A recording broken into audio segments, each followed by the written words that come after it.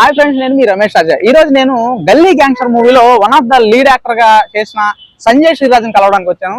So తన life story ఏంటి, అలాగే తన మూవీ కెరీర్ ఏంటి, అలాగే ఈ గల్లీ గ్యాంగ్స్టర్ మూవీలోకి ఎలా ఎంటర్ అయ్యాడు, సో ఇవన్నీ కూడా మరిన్ని విశేషాలు తెలుసుకోవాలంటే వీడియో చివరి వరకు చూడండి. సో తెలుసుకుందామా రండి. ఇప్పుడు మీకు ఈ సినిమా పిచ్ అనేది ఎప్పటి నుంచి స్టార్ట్ అయింది? సినిమా పిచ్ అంటే ఇది చాలా పెద్ద లాంగ్ స్టోరీ. మా నాన్నగారి నుంచి స్టార్ట్ అయింది. నాకు ఇన్బిల్ట్ వచ్చింది కాదు. మా డాడీ చెప్పాలంటే ఒకప్పుడు అసిస్టెంట్ డైరెక్టర్. సో ఆ టైంలో అసిస్టెంట్ డైరెక్టర్ గా చేసి డైరెక్షన్ ఫీల్డ్ అంటే ఆ టైంలో కూడా డిప్లొమా చేశారు. డైరెక్షన్ ఫీల్డ్ లో డిప్లొమా చేసి కృష్ణ గారు, అప్పుడు ట్రెండింగ్ లో కృష్ణ గారు ఉండేవారు. కృష్ణ గారికి కూడా ఒక స్టోరీ నరేట్ చేసి, సో ఆ టైంలో మరి ఎందుకు ఆగిపోయారు తెలీదు. తర్వాత మ్యారేజ్ అయిపోయింది, నేను పుట్టేశాను. మరి ఏ కారణాల వల్ల ఆగిపోయారు ఇప్పుడు వచ్చి నాకైతే డిస్కస్ చేయలేదు. ఇప్పుడు ఆయన కూడా లేరు కూడా. సో 2019లో ఎక్స్పైర్ అయిపోయారు ఆయన. ఆయన సాధించలేంది నేను ఏదో ఒకటి సాధించాలి. చిన్నప్పుడు అంటే ఇంట్రెస్ట్ స్టార్ట్ అయింది మాత్రం డాడీ నుంచి. ఎందుకంటే చిన్నప్పటి నుంచి ఆ బుక్స్ చదవడం, డాడీ దగ్గర డైరెక్షన్ బుక్స్ ఇవన్నీ ఉండేవన్నమాట. సో అవన్నీ చూస్తూ పెరిగాను. ప్లస్ ఏంటంటే డాడీ నాటకాలు కూడా చేసేవారు, స్టేజ్ పర్ఫార్మెన్స్ డైరెక్ట్ చేయడం ప్లస్ యాక్ట్ చేయడం కూడా. సో అది ఇన్బిల్ట్ గా వచ్చేసింది. అది ఏదైనా సినిమా చూసినా కూడా మనం ఇన్వాల్వ్ అయిపోవడం అందులో ఇట్లా ఉండేది. అండ్ పర్టికులర్ గా నాకు తెలిసి, అంటే నాకు ఊహ తెలిసి నాకు ఇప్పుడు మూవీ ఇంట్రెస్ట్ అని అనిపించిందంటే మన వినాయక చవితికి తెరలేస్తారు కదా, తెర సినిమాలు అప్పుడు ఉండేది బాగా. ఇప్పుడు అంటే మన రిసార్ట్స్ లో అట్లా వేస్తున్నారు, అలా కాకుండా మన వీధుల్లో మంచిగా. ఆ టైంలో మా డాడీ వాళ్ళు కూడా వినాయక చవితి అవన్నీ చేసేవారు. చేసేటప్పుడు తమ్ముడు మూవీ చేసి, పవన్ కళ్యాణ్ గారి తమ్ముడు మూవీ చేసి, ఆ టైంలో ఎట్లా అంటే మూవీ అంతా నార్మల్ ఉంది కానీ లాస్ట్ ఫైట్ ఆ సాంగ్ రిపీటెడ్ వేసారు అనమాట. ఆ రిపీటెడ్ వేయడం, వీళ్ళందరూ గోల్ చేయడం చూస్తూ అదొక వేరే ఫీల్ లోకి వెళ్ళిపోయాను చిన్నప్పుడు. ఆ టైంలోనే అది అంటే అప్పటి నుంచి నాకు పవన్ కళ్యాణ్ గారు అంటే కూడా ఇష్టం. యాక్చువల్లీ బేసికలీ ఆ టైం నుంచి పవన్ కళ్యాణ్ ఫ్యాన్ అనమాట. సో అలా బిల్డ్ అయింది. ఎప్పటికైనా సాధించాలి అంటే నాలో తెలియని ఇంట్రెస్ట్ అనమాట. అంటే కొంచెం చిన్నప్పుడు కాబట్టి మరి అంత ప్యాషనేట్ గా వెళ్ళిపోవాలి అదేమి ఉండదు కానీ ఇంట్రెస్ట్ అయితే పుట్టింది, చాలా గట్టిగా పుట్టింది. కొంచెం ఎదిగే కొద్దీ క్రికెట్ మీద ఇష్టం వచ్చింది బాగా. క్రికెట్ 8th క్లాస్ 9th ఆ టైంలో క్రికెట్ బాగా ఇష్టం ఉండేది అనమాట. సరే అని డాడీకి నేను అట్లా క్రికెట్ కూడా మొత్తం కిట్ అంతా కొనేసుకొని, నా ఓన్ పాకెట్ మనీ కిట్ కొనేసుకొని డాడీ దగ్గరికి వెళ్ళి నన్ను అకాడమీలో జాయిన్ చేయని అంటే అప్పుడు ఆయన ఒకటే మాట అన్నారు. అంటే తెలుసు కదా ఇప్పుడు క్రికెట్ అన్నా సినిమా ఫీల్డ్ అన్నా పెద్ద నిలకడగా ఉండదు, రెగ్యులర్ ఇన్కమ్ రాదు. సో ఎట్లా అంటే మన మిడిల్ క్లాస్ మెంటాలిటీ ఎట్లా ఉంటుంది, చదువుకోవాలి, జాబ్ చేయాలి, వెళ్ళాలి. క్రియేటివ్ ఫీల్డ్ సైడ్ అయితే అండ్ దట్ టు మా డాడీ ట్రై చేశారు కాబట్టి ఆ ఫీల్డ్ తెలుసు అంటే ఎలా సక్సెస్ అవుతామా లేదా. అది చాలా డెడికేషన్ కావాలి, చాలా టైం కావాలి, ఓర్పు కావాలి మనకి. అది అయినా మనకి డైరెక్ట్ చెప్పకపోయినా అర్థమైపోద్ది. సో క్రికెట్ అంటే వద్దనేసారు, వద్దులే అవన్నీ పెద్దలు వేసుకుంటారు, మనకి సెట్ అవ్వదు, తొక్కేస్తారు, సో లైట్లే అని అంటే ఇంకా 10th అయిపోయింది. Inter first year, inter second year టైంలో ఇంకా బలంగా ఫిక్స్ అయిపోయాను అనమాట. అంటే ఆ టైంలో కూడా ఎట్లా అంటే మూవీస్ బాగా ఇంపాక్ట్. అప్పుడప్పుడు కాలేజ్ మానేసి మూవీస్ అది ఇంపాక్ట్ పడిపోయింది. ఎట్లాగైనా అరే ఒకటి పోయింది ఇంకోటైనా సాధించాలి, ఎలాగైనా సాధించాలి. అది మనకు తెలియదు, మనం ముందుకు వెళ్ళేటప్పుడు ఎంత లోతు ఉంటుందో మనకి పిచ్చి ఇది ఉంటది కదా. ఆ టైంలో మనకి ఎట్లా ఉంటది అంటే ఏదైనా సాధించాలి, ఏదైనా అయిపోతుంది మన వల్ల. ఎవడు మన ఆపలేడు అన్న ఈ స్టేజ్ లో ఉంటాం కదా. అయిపోయింది. మా డాడీకి మాట ఇచ్చా, చదువుకుంటాను, చదువు అయితే పూర్తి చేస్తాను, మంచిగా చదువుకుంటాను అని మాట ఇచ్చేసాను. నాకైతే ఆ క్లారిటీ ఉంది. ఇంటర్ లో మనం వెళ్ళి ఏం పేకలం, ఫస్ట్ మనం ఏదనుకున్నా ఏం చేయగలం. ఫస్ట్ ఒక డిగ్రీ ఇంజనీరింగ్ అయితే ఇంజనీరింగ్. సో ఆ టైంలో ఇంజనీరింగ్ బాగా భూమి ఉండేది కాబట్టి నానా కష్టాలు పడి మా ఇంజనీరింగ్ లో జాయిన్ చేశారు అనమాట. సో ఆ కష్టానికి మనం ఎంతో కొంత చదివి ఉపరించాలి కాబట్టి మెకానికల్ జాయిన్ అయ్యాను. సో బీటెక్ అయిపోతుంది, 3 years అన్ని ఆల్ క్లియర్ చేసుకుంటూ వచ్చాను అనమాట. అట్లాగే అంటే పెద్ద పర్సంటేజ్ కాదులే, యావరేజ్ స్టూడెంట్ అలా వచ్చేస్తున్నాను. 4th year లో అంటే నా కాలేజ్ ఫ్రెండ్స్ అందరూ కూడా బాగా ఎంకరేజ్ చేశారు. మా డాడీకి ఇంపాక్ట్ ఉందని చెప్పారు. కాలేజ్ లో కూడా ఎట్లా అంటే స్టేజ్ పర్ఫార్మెన్స్ ఇవ్వడం, డాన్స్ ప్రోగ్రామ్ ఇవ్వడం, ఇట్లా చేసేవాడిని ఏదైనా ఫెస్ట్ వచ్చేటప్పుడు. సో నాకు బాగా ఫిక్స్ అయిపోయి అప్పుడు కూడా స్టేజ్ పర్ఫార్మెన్స్ నాకు బాగా గుర్తు. తూర్పు రామాయణం అని మా డాడీ ఇచ్చారు స్క్రిప్ట్, అది కూడా ఆయన రాసి అప్పట్లో వాళ్ళు చేశారంట స్టేజ్. సో అది నాకు ఇచ్చారు, మేమే చేశారు. సో అది చాలా బాగా పండింది. మాకు తెలియకుండానే చాలా మంది అప్లోస్ చేయడం, అది అంతా నాకు భలే అనిపించింది. ఫిక్స్ అయిపోయాను అప్పటికే. సో మా వాళ్ళు కూడా అరే నువ్వు బాగా చేస్తున్నావు వెళ్ళొచ్చు కదా అనేవారు అనమాట. కానీ అంటారు ఎంకరేజ్మెంట్ కూడా ఎట్లా ఉంటదంటే రియాలిటీకి వచ్చేవరకు ఎంకరేజ్మెంట్ ఎలా ఉంటుందో కూడా తెలియదు మనకి. సో అప్పుడు బాగా ఫిక్స్ అయిపోయాను. ఇప్పుడు ఇంజనీరింగ్ జాయిన్ అయిన తర్వాత అందరి గోల్ ఏముంటది, అయిపోగానే జాబ్ కొట్టాలి. నా ఫ్యామిలీ సిచ్యువేషన్ లో అయితే మాత్రం కంపల్సరీ జాబ్ కొట్టాలి, కంపల్సరీ ఏదో జాబ్ చేయాలి. మనకు ఆ సిచ్యువేషన్స్ లేవు, మనకు ఇది లేదు, ఈ పిచ్ ఎక్కువైపోయింది బాగా. సో ఏం చేయాలి, ఇంజనీరింగ్ అయిపోయే టైంకి ఏదో నిరూపించుకోవాలి.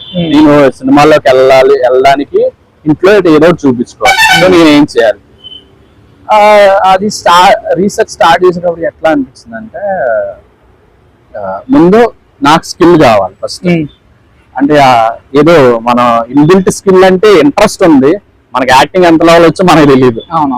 సో ఏం చేశాను, నాకు నేనే అన్ని అక్కడ వైజాగ్ లో ఒక ఇన్స్టిట్యూట్ ఉంటే మధు గారు అని ఒకరు ఉంటే ఆయన దగ్గర జాయిన్ అయ్యి ఆయన ఏంటంటే ఇన్స్టిట్యూట్ నడుపుతూ జూనియర్ ఆర్టిస్ట్ అప్లై చేస్తుండేవారు. సో ఆ ఇన్స్టిట్యూట్ కి వెళ్ళి కొంచెం నేర్చుకొని ఆయన ఎట్లా అంటే సెట్స్ కూడా తీసుకెళ్ళేవారు, మూవీ సెట్స్. ఫస్ట్ నా మూవీ సెట్ ఎక్స్పీరియన్స్ కూడా అదే. మూవీ సెట్ ఎక్స్పీరియన్స్ కూడా బాలయ్య బాబు గారు అధినాయకుడు ఉంది కదా, అదే అన్నమాట. సో అక్కడికి వెళ్ళి ఆ రోజు బాలయ్య బాబు గారిని చూడలేదు కానీ వేణుమాధవ్ గారిని, హీరోయిన్ వీళ్ళందరినీ చూసాను అనమాట. ఆ సెట్ లో కూడా మనకి ఇచ్చే అంటే ఏ డిపార్ట్మెంట్ అని అడిగారు. డిపార్ట్మెంట్ అంటే నాకు అప్పుడు తెలియదు ఏ డిపార్ట్మెంట్ చెప్పాలి, మన యాక్టర్ కదా, యాక్టర్ అవుతాను వచ్చాయి. యాక్టింగ్ డిపార్ట్మెంట్ అవునా, సీన్ ఉందా మీకు? లేదు మా సార్ ఉన్నారు అంటే ఆహా ఓకే ఓకే సరే, తింటారా భోజనం చేస్తారా? అది నాకు హాస్పిటాలిటీ నచ్చడం అది బాగుంది. సెట్ లో వెళ్ళేట సెట్ అట్మాస్ఫియర్ నాకు చాలా బాగా నచ్చింది అనమాట. సరే బాగుంది, ఇంకా ఆ రోజు అలా అవుతుంది. వేణుమాధవ్ గారితో కూడా ఫోటోలు తీసుకున్నాం, నాకు బాగా నచ్చింది. ఆ రోజు ఎండింగ్ ఇంకా ఈవినింగ్ అయిపోతుంది. మన కార్తిక్ ఘటన్ నేను ఉన్నారు కదా, అప్పుడు ఆ మూవీకి ఆయన అసిస్టెంట్ డిఓపి అన్నమాట. సో ఆయనతో ఇంటరాక్షన్ అయింది, అది అనుకోకుండా. యాక్చువల్లీ ఆయన ఎక్కడో చివరిని ఉన్నారు, నేను కూడా దూరం నుండి చూస్తున్నాను అనమాట. అదేదో లాంగ్ షాట్ తీస్తున్నారంట. సో నేను దూరం నుండి చూస్తున్నా, అప్పుడు నా పక్కన నిల్చున్నారు అన్నమాట. ఏంటి ఏ డిపార్ట్మెంట్ అని అడిగాను. సేమ్ లేదు ఇలా యాక్టింగ్. అవునా, అయితే ఇక్కడే టైం వేస్ట్ చేస్తున్నావు అన్నట్టు. ఇక్కడే టైం వేస్ట్ చేస్తున్నావు, ఈ పూణేకి ముంబైకి వెళ్ళిపోయి చెన్నైకి వెళ్ళిపోతే మంచి యాక్టింగ్ స్కూల్స్ ఉంటాయి, అందులో జాయిన్ అయిపో మంచిగా ఇది అంటే నాకు ఆ మాటలు చాలా ఇంపాక్ట్ వచ్చాను అనమాట. అంటే మనం చేసింది చాలా తక్కువ, ఇంకా చాలా ఎక్కువ నేర్చుకోవాలి, కానీ మనకు ఆ రిసోర్స్ లేదు. కానీ ఆయన మాటలు ఎందుకు నాలో బలంగా నాటిపోయాయి అనమాట. ఎలాగైనా నేర్చుకోవాలి, ఫస్ట్ యాక్టింగ్ నేర్చుకోవాలి.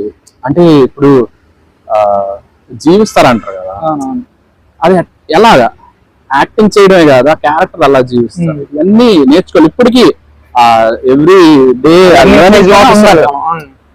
ప్రతిరోజు ఉంటది, ఎందుకంటే డిఫరెంట్ క్యారెక్టర్స్. ఇప్పుడు ఒక్క క్యారెక్టర్ అయితే మనం ఈజీగా చేసేయచ్చురా అని అనుకుంటాం, కానీ మనం లైఫ్ లో డిఫరెంట్ క్యారెక్టర్స్ చూస్తాం. అండ్ నా చిన్నప్పటి నుండి కూడా ఎట్లా ఉంటదంటే నా మైండ్ సెట్ కూడా నేను పోలీస్ అవ్వాలి, లేదా ఏం చూస్తే అరే లాయర్ ఉండేది అనమాట. సో అవన్నీ మూవీలో అయితే ఈజీగా అయిపోవచ్చు. అవును. మూవీలో అయితే క్యారెక్టర్ చేస్తూ మనం అది ఫీల్ అవ్వచ్చు. అవునవును. నాకు అది కూడా ఒక ఇంపాక్ట్ ఉందన్నమాట చిన్నప్పటి నుంచి. సో ఇది ఆ లెర్నింగ్ ప్రాసెస్ నడుస్తున్నప్పుడు మాకు అది అనుకోకుండా ఫిల్మ్ స్కూల్ షట్ డౌన్ అయిపోయింది. నా ఇంజనీరింగ్ లాస్ట్ ఇయర్ మిడిల్ లో నెక్స్ట్ ఇంకో దగ్గర జాయిన్ అయ్యాను. వాళ్ళు కూడా అంటే ఎట్లా ఉంటది అంటే చూడు, మనం అప్పుడు చిన్నోళ్ళం, అమాయకులం కదా. అందరా అంటే డబ్బులు ఇచ్చేసుకోవడానికే మనకి ఏదో చెప్తారు పెద్దోళ్ళు కదా, మనం మాట వినేస్తాం.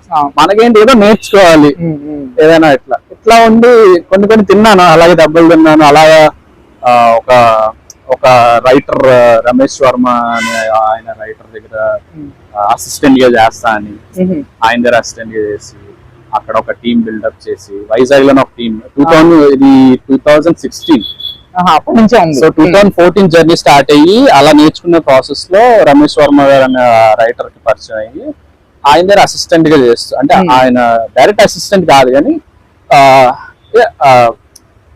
ఎక్కువ ఇంటరాక్ట్ అవ్వడం, అది నేర్చుకోవడం, వర్క్ నేర్చుకోవాలి. ఏదైనా ఇండస్ట్రీలో వర్క్ నేర్చుకుంటే ఫస్ట్ అంటే యాక్టర్ కూడా కావాల్సింది ఏంటంటే స్క్రిప్ట్ మీద అవగాహన ఉండాలి. ఏదైనా స్క్రిప్ట్ విన్నామంటే ఆ క్యారెక్టర్ అర్థం చేసుకోవాలి. ఆ క్యారెక్టర్స్ అంటే ఎట్లా ఈ స్క్రిప్ట్ ఇక్కడ నుంచి స్టార్టింగ్ ఇది అవుతుంది, ఎండింగ్ ఎలా వెళ్తుంది. స్క్రిప్ట్ అవగాహన చేసుకోవాలంటే ఫస్ట్ రైటింగ్ మీద గ్రిప్ రావాలి. రైటింగ్ ఎట్లా ఉంటది, అసలు ఎట్లా స్క్రిప్ట్ రాస్తారు, ఇవన్నీ నాకు రమేష్ వర్మ గారు అన్న ఆయన దగ్గర నేర్చుకున్నాను అన్నమాట. అంటే అఫ్ కోర్స్ వాళ్ళు నెక్స్ట్ ప్రాసెస్ వెళ్ళేటప్పుడు ఆయన ఒక సినిమా చేస్తా అన్నారు. ఆ టైంలో అది లీడ్ గా ఒక మూవీ స్టార్ట్ అవ్వాల్సింది 2016 లో ఆ ట్రయల్స్ లోనే. అప్పుడు సోగ్గాడి కళ్యాణం అని మూవీ నేమ్ కూడా. సో అక్కడ చిన్న టీమ్ అన్ని గ్యాదర్ చేసి, నేనే గ్యాదర్ చేస్తాను మొత్తం గ్యాదర్ చేసి అప్పుడు స్టార్ట్ అవ్వాల్సిన మూవీ. అంటే నేను ఎట్లా ఉండేవాడినంటే స్టార్ట్ అయిన డే వరకు నేను ఎవరికి చెప్పుకునేవాడిని కాదనమాట. నేను ఒక అసిస్టెంట్ డైరెక్టర్ గానే ఉండేవాడిని. ఈవెన్ ఇప్పుడు మా సినిమా చేసిన డిఓపి ధర్మ ఉన్నారు, ఆయన నాకు అప్పటి నుండి పరిచయం. సో ఆ టైంకి ఆయన సినిమాకి కో డైరెక్టర్ కింద వచ్చారు అన్నమాట. సో ఆయన కూడా నన్ను చూడగానే నేను అసిస్టెంట్ డైరెక్టర్ గానే పరిచయం చేసుకున్నాను. ప్రతి ఒక్కరికి అలానే పరిచయం చేసుకుని ఆ టీం కూడా అలాగే బిల్డప్ చేసుకున్నాం అన్నమాట. ఆయన కూడా ఏంటి నువ్వే చేసేచ్చు కదా హీరో అంటే నా మనసులో ఉండేది, నేనే హీరో తర్వాత తెలుస్తుంది అని ఉండేది. అని మనం చెప్పుకునేది కూడా అంత ఇది లేదు. అదే సో అట్లా జర్నీ అయింది. ఆ మూవీ ఏంటంటే అనుకోకుండా ఆగిపోయింది. అంటే రమేష్ వర్మ గారు అన్నారు కదా, ఆయన అంటే మమ్మల్ని నమ్మించి మోసం చేద్దాం అనుకున్నారు లేదు తెలియదు, అంటే ఫుల్ క్లారిటీ లేదు. కానీ అది ఒక విధంగా ఆగిపోయింది అనమాట. అక్కడి నుంచి చాలా డిప్రెషన్ లోకి వెళ్ళిపోయింది. అంటే వెళ్ళిపోతున్నాం ఆల్రెడీ, ఎందుకంటే ఆల్రెడీ ఒక హోప్ తో ఉంది. అది చాలా పెద్ద బాధ. ఇన్వెస్టర్స్ ని కూడా ఆల్మోస్ట్ అందరినీ సెట్ చేసుకొని పెద్ద టీమ్ కూడా సెట్ అయిపోయింది. అప్పుడు ఒక యంగ్ టీమ్ సెట్ చేశాను అనమాట. సో ఇంత వర్క్ చేసి ఆగిపోయిందంటే చాలా బాధ అనిపించింది. అంతేగా మరి, చాలా డిప్రెషన్ లోకి వెళ్ళిపోయింది. అంటే జాబ్ కూడా మానేసాను అప్పుడు. మా డాడీకి ఎన్ని కష్టాలు ఉన్నా ఆ పీరియడ్ ఆఫ్ టైమ్ లో జాబ్ మానేసాను. జాబ్ మానేసి మొత్తం మూవీకి డెడికేట్ చేసి ఇలా ఆగిపోవడం నాకు చాలా డిప్రెషన్ లోకి వెళ్ళిపోయాను అన్నమాట. ఈ డిప్రెషన్ నుంచి బయటికి రావాలి ఎలాగైనా. సో ఏం చేసా అంటే జాబ్ జాయిన్ అయిపోయా. ఫస్ట్ ఇంట్లో అయినా ఫినాన్షియల్ హెల్ప్ అవ్వాలి అంటే మళ్ళీ అలా ఉంటే అదే ఆలోచనలు ఉంటాయని జాబ్ జాయిన్ అయిపోయాను. ఆ జాబ్ ఏం చేసిందంటే మనకి హైదరాబాద్ తోలుకొచ్చాను, హైదరాబాద్ తీసుకొచ్చింది. అది కూడా ఎట్లా అంటే మా డాడీ మీద కోపంతో వచ్చేసాను నేను. ఏదో అంటే ఇక్కడే ఉండి నువ్వు ఇలా చిన్న చిన్న జాబులు చేసుకుంటావు. నాకు ఎట్లా ఉంటది అంటే వైజాగ్ లో ఉండి ఎలాగో సినిమాలు ఎలాగో డీన్ బిల్డప్ చేసుకుంటున్నాను, డైరెక్టర్స్ చేసుకుంటున్నాను. అప్పటికి ఇది ఇలా కాదు, మా డాడీతో గొడవ అయింది. సరే అనేసి ఇంకా ఆ జాబ్ చేస్తున్న మధ్యలోనే, మూవీ చేస్తున్న మధ్యలోనే షార్ట్ ఫిల్మ్ స్టార్ట్ చేశాను. మనకా ఎవరు అవకాశాలు ఎవరు ఫస్ట్ ఆఫ్ ఆల్ అంటే మన టాలెంట్ తెలియదు. నేనేం చేయగలను అనేది ఎవరికి తెలియదు. నేనేం చేశాను, మా డాడీ అంటే నాకు ఫస్ట్ వీడియో షూట్ చేసింది మా డాడీ. అంటే సినిమా ఇలా ఉంటది, ఎడిటింగ్ ఇలా మనం ఏమనుకుంటాం చిన్నప్పుడు అంతా కెమెరాలో ఇలా తీసేస్తారేమో, ఇంకేం ఉండవు కెమెరాలో తీసేస్తారేమో. అది అలాగే చిన్న హ్యాండీ క్యామ్ ఉండేది మా డాడీ కొన్నారు. హ్యాండీ క్యామ్ లో first song Kolaveri D song అన్నమాట. అప్పట్లో బాగా ధనుష్ అసలు బ్లాస్ట్. ఆ సాంగ్ అక్కడ మేఘాద్రి గడ్డ అని ఉంటది ఒకటి వైజాగ్ లో, అక్కడ షూట్ చేస్తున్నాం. మా తమ్ముడు, నేను, ఇంకా మా ఫ్రెండ్స్ చిన్నపిల్లలు అంటారు. అప్పుడు షూట్ చేసినప్పుడు అరే ఇది కాదు ఫిలిం టేకింగ్ అంటే, టేకింగ్ వేరే ఉంటది. మా డాడీ టేక్ చేసి చూపించారు. షార్ట్స్ గానీ ఇలా షార్ట్ పెట్టాలి, ఇలా పెట్టాలని తెలిసింది అప్పుడు. అది ఫిలిం గురించి తెలిసింది నాకు బాగా. తర్వాత ఎడిటింగ్, అప్పుడు నాకు సిస్టమ్ ఉండేది, కంప్యూటర్ ఇంజనీరింగ్ జాయిన్ అయిపోయింది, కంప్యూటర్ ఉండేది. అది ఎడిటింగ్ కూడా చేసుకునే ఇద్దా ఫిలిం ప్రాసెస్ ఇద్దా అర్థమైంది. ఫస్ట్ యాక్టింగ్ జర్నీ ఇలా అయింది. తర్వాత సినిమా గురించి నాలెడ్జ్, డైరెక్షన్ నాలెడ్జ్ కానీ ఎడిటింగ్ నాలెడ్జ్ కానీ ఇలా వచ్చింది మా డాడీ నుంచి వచ్చింది. సో ఏం చేద్దాం అన్న డైలమాలో ఉండేటప్పుడు నేనే డైరెక్ట్ చేసుకొని ఒక షార్ట్ ఫిలిం తీసాను. ప్రేమకే అని ఒక షార్ట్ ఫిలిం ఉంటుంది, అది మీకు పంపిస్తాను మీరు చూడండి. సో ఆ షార్ట్ ఫిలిం తీసి మేమే ఎడిట్ చేసుకున్నాము, మేమే ఎడిట్ చేసుకున్నాము, లిమిటెడ్ రిసోర్సెస్ తోటి అన్నీ చేసుకున్నాము. అయిపోయింది, అది బయటకు వచ్చి. అప్పట్లో వైజాగ్ లో ఎట్లా అంటే ఇప్పుడు మీకు సిరి హనుమంత్, శ్రీహాన్ ఉన్నారు కదా బిగ్ బాస్ లో వాళ్ళు. సో వీళ్ళందరూ వైజాగ్ లో అప్పుడు తోపు షార్ట్ ఫిలిం అన్నమాట. మనం అప్పుడు కొత్త, వీళ్ళందరూ ఎట్లా అంటే ప్రీమియర్స్ చేసుకునేవారు, షార్ట్ ఫిలిమ్స్ ప్రీమియర్స్ పడి. ఆ టైంలో నాకు ఒక అతను పరిచయం, జాషువా అని ఒక అతను పరిచయం. సో ఆయనకి నా షార్ట్ ఫిలిం చూపించాను. ఆయన ఇలాంటివన్నీ అరేంజ్ చేస్తారు, ఈ ప్రీమియర్స్ అన్ని ఇలాంటివన్నీ. డైరెక్షన్ డిపార్ట్మెంటే, కానీ ఇవన్నీ అరేంజ్ చేసి అట్లా ఈవెంట్స్ లో చేసేవారు. సో ఇలా షార్ట్ ఫిలిం తీసాను అన్న, ఒకసారి చూడండి మీ దాంట్లో వేయండి ఒకసారి అంటే చూసారు. చూసి బాగుంది తమ్ముడు వేస్తాను అనేసి స్టార్ట్ చేశాను. వేసారు. సో అది ఎట్లా ఇంపాక్ట్ అయిందంటే, ఆ షార్ట్ ఫిలిం చూసి నాకు ఇంకో డైరెక్టర్ పరిచయం. అంటే ఈ అన్నని అడిగారు, ఈ యాక్టర్ బాగున్నాడు, నాకు సెట్ అవుతుంది నా షార్ట్ ఫిలిం కి అని ఒక డైరెక్టర్ అప్రోచ్ అయ్యాడు అన్న. అది ఎట్లా అయింది, ద డ్రీమర్ అని మీకు పంపించాను. సో ఆ డైరెక్టర్ నాకు అప్పుడు అప్రోచ్ అయ్యాడు. సో నేను అప్పుడు స్టార్ట్ చేశాను అనమాట, ఒక డైరెక్టర్ తో వర్క్ చేయడం స్టార్ట్ చేశాను. ఫస్ట్ నన్ను నేను ప్రూవ్ చేసుకుని నేనే అన్ని చేయాలి. అది చేశాక ది డ్రీమర్ అనే షార్ట్ ఫిలిం వచ్చింది. సో అది కూడా చేసేటప్పటికి అది రిలీజ్ అయ్యాక దాని ద్వారా ఇంకో అట్లాగా క్లూ అని ఒక షార్ట్ ఫిలిం చేశాను. చేసుకుంటూ పోతే ఇలా పరిచయాలు క్లూ ద్వారా మంచి కాఫీ లాంటి కదా, మంచి కాఫీ లాంటి కాడ నుంచి ముక్త పాదరస్తం, ఆ ముక్త పాదరస్తం నుంచి ఏ రాజా ఈ రోజు మన ఈ డైరెక్టర్లు అందరూ తెలిసారనమాట. ఇప్పుడు నెక్స్ట్ వాళ్ళందరూ అప్కమింగ్ డైరెక్టర్స్. అదేలేండి, నాతో చేసిన వాళ్ళందరూ అప్కమింగ్ డైరెక్టర్స్. ఆల్రెడీ ఏ రాజా ఈ రోజు మన దగ్గర ఆ డైరెక్టర్ ఆల్రెడీ శివాజీ గారితో సినిమా ఓకే అయింది. నెక్స్ట్ ఈటీవీ వింటూ చేస్తున్నారు. వీళ్ళందరూ ఏంటంటే ఒకటి చూసి నాకు ఇంకో ఛాన్స్ ఇచ్చి, అంటే ఇప్పటికీ వాళ్ళకి గ్రాటిట్యూడ్ ఎప్పుడూ ఉంటది. అంతేగా స్టార్టింగ్ మనం ఎంత చేసినా అక్కడ ఆన్ స్క్రీన్ మీద మనం తీసుకోవడం చాలా ఇంపార్టెంట్. నన్ను నమ్మి నా టాలెంట్ నమ్మి ఒక ఛాన్స్ ఇచ్చారు.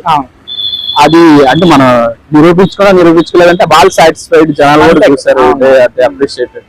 సో అట్లా ఈ జర్నీలో వెంకటేష్ నాకు పరిచయం అయ్యాడు అనమాట. సో మంచి కాఫీ లాంటి కథ అయిపోయింది.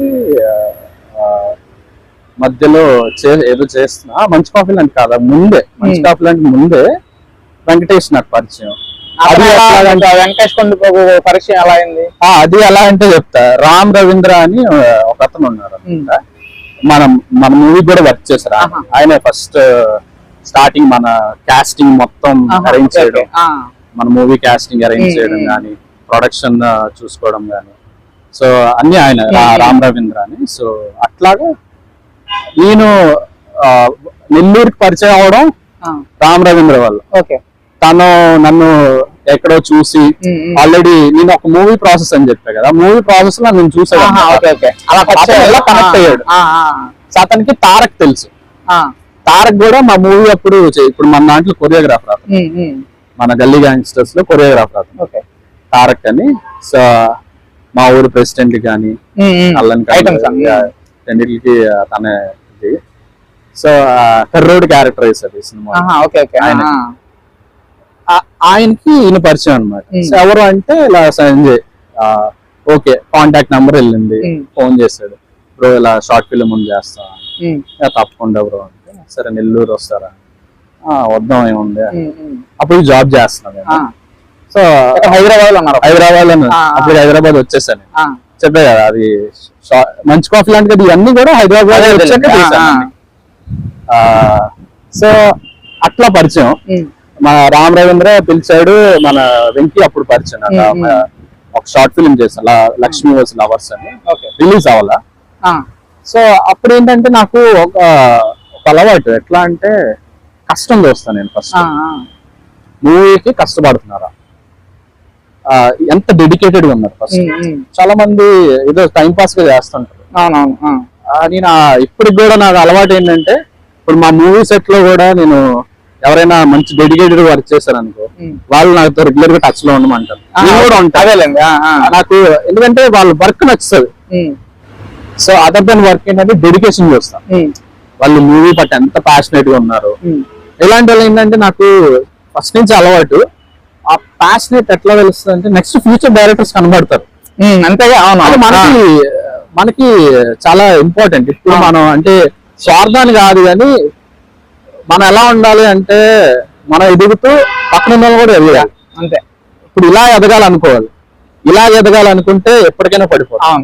ఇలా ఎదిగితే ఇప్పుడు నాతో వర్క్ చేసిన డైరెక్టర్స్ కూడా నేనంటే చాలా ఇష్టం. అది చాలా సందర్భాలు నాకు చెప్పడం, నా బయట వాళ్ళకి చెప్పడం, వాళ్ళు నాకు చెప్పడం, ఇలా నాకు తెలిసింది. సో ఇప్పటికీ టచ్ లో ఉంటారు. ఇప్పటికీ ఏదైనా వాళ్ళు స్టార్ట్ చేద్దాం ఫస్ట్ ఆప్షన్ నేను కనబడుతుంటాను. సో ఆ ర్యాప్ ఉంది. సో అట్లా ఇలా పరిచయం కష్టం చూసాను. మేము అయితే ఆ షార్ట్ ఫిలిం కూడా తిండి కూడా తినలేదు అనమాట. ఓకే. మధ్యాహ్నం బ్రేక్ఫాస్ట్ కూడా అట్టుకొని తిని అదే చేసాను. సో నేను కష్టపడతాను, నాతో పాటు కూడా కష్టపడే వాళ్ళు కూడా నాకు చాలా ఇష్టం. ఇంపార్టెంట్ అన్నట్టు ఇంపార్టెంట్ కూడా అయిపోయింది. అది షార్ట్ ఫిలిం అయిపోయింది. నేను హైదరాబాద్ వచ్చేసాను. నేను మళ్ళీ వేరే షార్ట్ ఫిలిం మంచి కాఫీ లాంటి కదా ఇవన్నీ స్టార్ట్ చేసుకున్నాను. సో ఆ షార్ట్ ఫిలిం ఏమైందంటే అది సెల్ అయిపోయింది. అది ఏదో అన్నోన్ రీజన్ కింద ఎడిటింగ్ లో ఏదో సర్లే ఆ పరిచయం ఎట్లా అయింది అలా ఇదంతా ప్రాసెస్ అయిపోయింది. ముక్త పదగ్రస్తం టైంలో నేను ముక్త పదగ్రస్తం మంచి కాఫీ లాంటి కథ అయిపోయి ముక్త పదగ్రస్తం షార్ట్ ఫిలిం కి ఛాన్స్ వచ్చింది. సందీప్ అన్న అని ఆయన ఇప్పుడు నెక్స్ట్ ఫ్యూచర్ డైరెక్టర్ అవుతారు. సో ఆయన మంచి కాఫీ లాంటి కదా యాక్టింగ్ చేసి నాకు ఈ ఛాన్స్ ఇచ్చారు. ఆ టైంకి నేను వైజాగ్ వెళ్ళాలి. వైజాగ్ వెళ్తా మార్చ్ టైంలో వైజాగ్ వెళ్ళాను మూవీ షూటింగ్ కోసం. మా డాడీకి చెప్పను ఇది యాక్చువల్లీ. నేను ఏంటంటే స్టార్ట్ చేసేటప్పుడు ఏం చెప్పను ఎవరికి, ఇప్పటికే అలవాటు. ఏదైనా స్టార్ట్ అయిపోతే చెప్తా మంచిగా వస్తాయి. సినీ బిల్ అని కాదు, నేను వేరే ఏదైనా ఏ పని చేసినా కూడా ఇంట్లో వాళ్ళకి చెప్పను. ఇప్పటికే చెడ్డ అలవాటు ఉంది నాకు. చెడ్డ అలవాటు మంచిగానే అనుకోవాలి. అది చెప్తే హ్యాపీ కదా. అంటే ఇప్పుడు కొంతమంది అది ప్లస్ అయింది అనుకోండి పర్వాలేదు, అదే లెస్ అయింది అనుకోండి చాలా తిట్లు తినాలి. చాలా తిట్లు తిన్న రోజులు కూడా ఉన్నాయి. అట్లాగా నాకు ఈ అలవాటు ఉందన్నమాట. చెప్పలా డాడీ. అప్పటికి డాడీకి ఏంటంటే మాకు ఫినాన్షియల్ గా కొంచెం బాగా మొత్తం అప్పులు ఎక్కువైతే, అంటే మా డాడీ బిజినెస్ లో పెట్టారు. మాకు ఫిషింగ్ బోట్ ఉండేది, ఆ బిజినెస్ లో పెట్టారు. యాక్చువల్ అప్పు చేసి పెట్టారు. అదేంటంటే లాస్ అయిపోయింది బాగా. ఈ లాస్ డాడీకి స్ట్రెస్ ఎక్కువైపోయింది. ఇంటికి కూడా జనాలు వచ్చిన రోజులు అంత స్టేజ్ అన్నమాట. ఆ స్టేజ్ లో కూడా అంటే నాకు తెలియనిచ్చేవారు కాదు. మా అమ్మకి కానీ మాకు కానీ తెలియనిచ్చేవారు అంత. అతనే ఇంట్లో డిస్టర్బ్ అవుతారు ఎందుకు మళ్ళీ. ఎప్పుడు తెలిసిందంటే నేను ఒక రోజు ఇంటికి వెళ్ళేటప్పుడు ఇంటి మీదకి వచ్చారు అప్పు ఇచ్చిన వాళ్ళు. ఇచ్చి చిట్లు కట్టట్లేదు అనేసి ఇంటి మీద వచ్చి చాలా బాధ అనిపించింది. అంటే ఆ రోజు కూడా మా డాడీని చూసాను నేను. ఆ స్టేజ్ లో వాళ్ళని చూసి దాక్కోవడం నాకు నచ్చలా. చాలా బాధ. అంతే కదా. చాలా బాధ అనిపించింది. ఏదో చేయాలి, ఏం చేయాలో తెలియట్లేదు. ప్యాషన్ మీద వెళ్తున్నాం. అలాగే జాబ్ వదలలేదు, జాబ్ చేస్తూ ఇంట్లో సపోర్ట్ చేస్తూ వెళ్ళాను. కానీ ఆ సపోర్ట్ సరిపోలా. అదేలేండి. అలాగా అది పెట్టేసుకొని కరెక్ట్ ముక్తపడేస్తాను టైంకి షూటింగ్కి వెళ్తాను. ఆ షూటింగ్ స్టార్ట్ అవుతుంది, అది వెళ్తున్నాను, డాడీ నెక్స్ట్ డే చనిపోయారు. అండ్ నెక్స్ట్ డే షూట్, ఆ రోజు చనిపోయారు. వీళ్ళకి మాట ఇచ్చాను, డాడీ సడన్ గా చనిపోయారు. ఏం చేయాలో అర్థం కాల నాకు. వీళ్ళకి మాట ఇచ్చాను, వీళ్ళు చాలా హోప్స్ పెట్టుకున్నారు. అదేలేండి. ఆ 3 days కార్యక్రమం ఉంటుంది, నేను అది చెప్పాను అనమాట, నేను మాట ఇచ్చా కాబట్టి మీకు చేస్తాను. కాకపోతే అక్కడ ఛాలెంజింగ్ ఏంటంటే ఈ 3 days కార్యక్రమం అయిపోయిన తర్వాత 11th డేకి హెయిర్ అంతా తీసేయాలి. ఓకే, సో షూట్ అవ్వదు మళ్ళీ. అంటే ఎంత పిచ్చి నాకు సినిమా మీద, ఎంత పిచ్చి అని ఈ సిచ్యువేషన్ మీకు అందుకే చెప్తాను. వాళ్ళకి చెప్పా 3 days కార్యక్రమం అయిపోయింది, 4th day నేను షూట్కి వచ్చేస్తాను.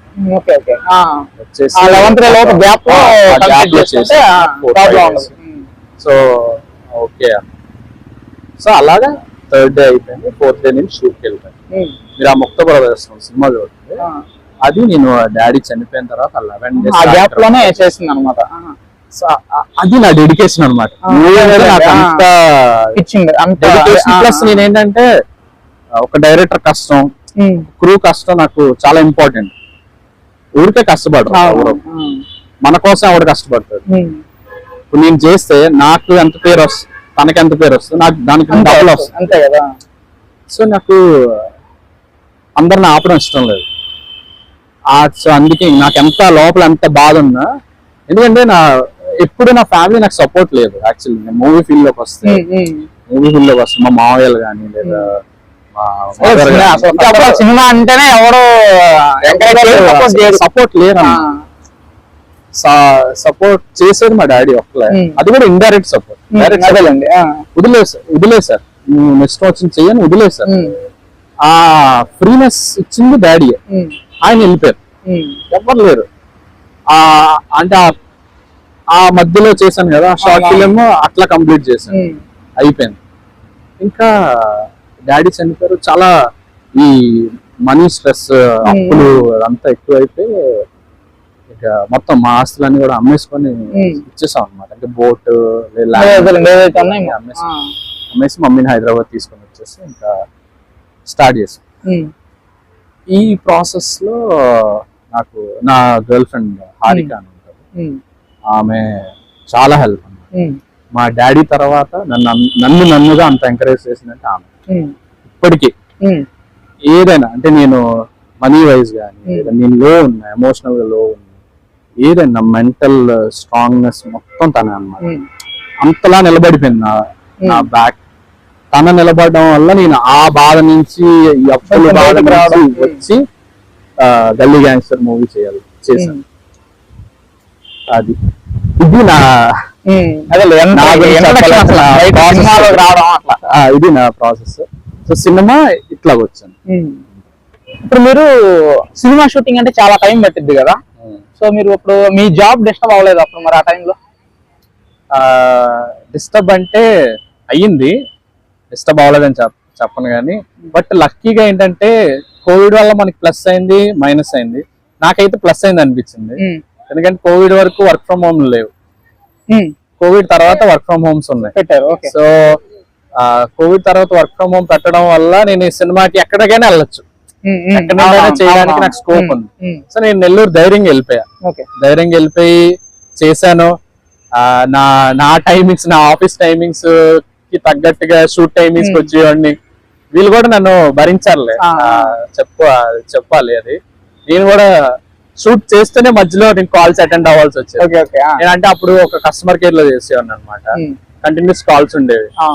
సో కాల్స్ అటెండ్ అవ్వాలి, లేకపోతే మేనేజ్మెంట్ నుంచి నాకైతే అది మేనేజ్ చేసి ఇది మేనేజ్ చేసేవాడిని. లిటరల్లీ ఎట్లా అంటే కార్ లో సిస్టమ్ పెట్టుకొని బయట షూటింగ్ చేసేవాడిని నేను. షార్ట్ కట్ అనగానే వెళ్ళి మళ్ళీ ల్యాప్టాప్ చూసుకునేవాడిని.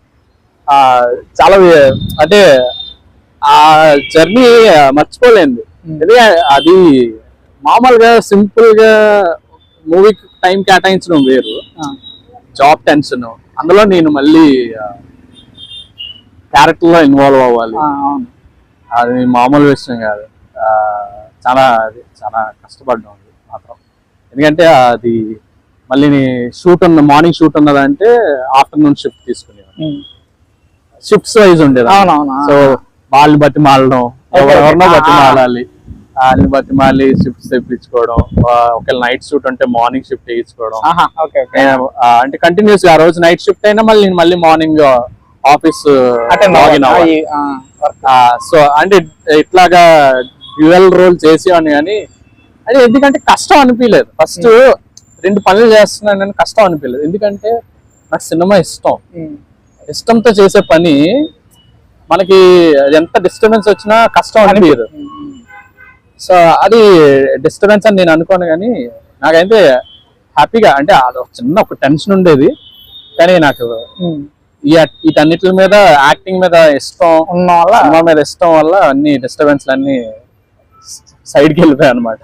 మరి ఇప్పుడు మధ్యలో ఏదైనా షూటింగ్ మధ్యలో ఏదైనా కాల్స్ వచ్చి ఇట్లా పక్కకు వచ్చినప్పుడు మీ డైరెక్టర్ ఏమనేవాడు కదా, ఇప్పుడు నువ్వు సినిమా అనుకుని వచ్చి ఏం సంజయ్ మధ్యలో అట్లా ఏం అనిపించలేదు ఇప్పుడు?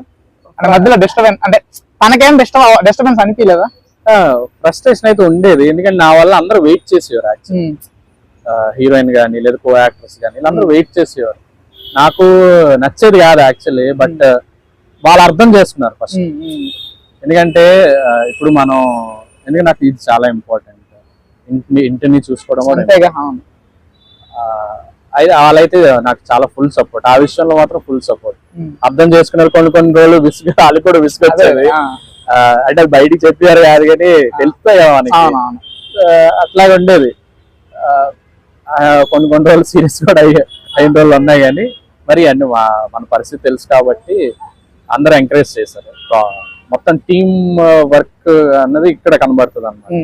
ఒక ఆర్టిస్ట్ కి స్కోప్ ఇవ్వడం, ఆర్టిస్ట్ కి టైం ఇవ్వడం, నాకు అయ్యే టైంలోనే తీసుకోవడం. అంటే ముందే చెప్పేసాను నేను, యాక్చువల్లీ షూట్ రాకముందే నాకు ఇదే టైం అవుతుంది, నాకు ఒక రోజు ముందు చెప్తే నేను టైం సెట్ చేసుకోగలను అది చెప్పింది. కానీ అది అనుకోకుండా ఎక్స్టెండ్ అయ్యేది, ఎక్స్టెండ్ అయ్యేది.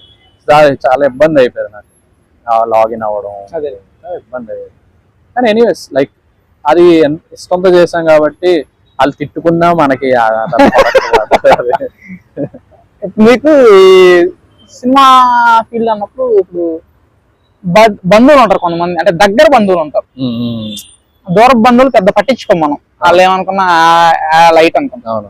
అలాగని కొంతమంది ఇప్పుడు దగ్గర బంధువులు ఉంటారు, మేనత్తలు మేనమామలు, వీళ్ళు ఎప్పుడు మిమ్మల్ని అంటే మందలించడం కానీ, అంటే సీరియస్ అవ్వడం, సీరియస్ అయినా మన మీద చూపించరు, అరే ఎందుకురా ఇవన్నీ, మంచిగా జాబ్ చేసుకోవచ్చు కదా, జాబ్ మీద ఫుల్ టైం పెట్టచ్చు కదా, ఏంటిది అని ఎప్పుడు అనలేదు ఎవరు, అంటే దగ్గర వాళ్ళు ఎవరు అనలేదు ఎప్పుడు మేము? వచ్చే యాక్చువల్లీ మా మావయ్య అంటారు, అంటే మా ఫాదర్ తర్వాత ఫాదర్ లెక్క. అంటే మిడిల్ క్లాస్ కదా, మిడిల్ క్లాస్ మెంటాలిటీ ఎలా ఉంటదంటే ఇవి మనకి సెట్ కావు. అండ్ మా మావయ్య అందులో ఇంకా చాలా స్ట్రిక్ట్. మా డాడీ అయినా కొంచెం మమ్మల్ని లిబరల్ గా ఉంచుతారు, కానీ మా మావయ్య చాలా స్ట్రిక్ట్. అండ్ మా పక్కాగా చదవాల్సిందే, జాబ్ చేయాల్సిందే. ఇట్లానే సినిమా అంటే మినిమం అసలు ఆయనకి మామూలు కాలేదు కాదు.